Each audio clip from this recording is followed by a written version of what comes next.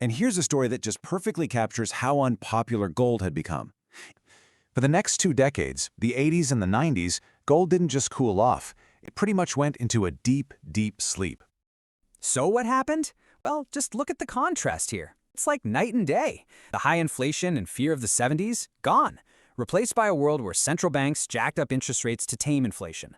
Suddenly, boring old bonds looked really good.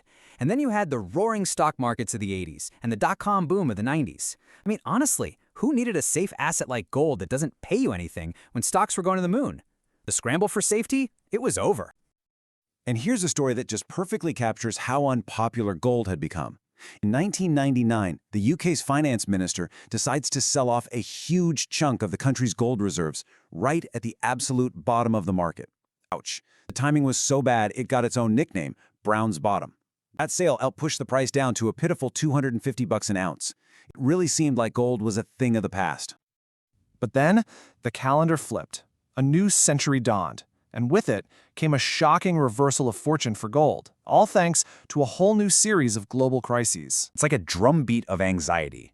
It starts in 2001 with the 9/11 attacks, which brought all that geopolitical fear roaring back. Then, just a few years later, the 2008 global financial crisis completely shattered everyone's faith in the banks. And we weren't even done. Right after that, the Eurozone debt crisis popped up, threatening to rip the whole euro apart. It was just one crisis after another, and each one was like a flashing neon sign reminding people, hey, this is why you own gold.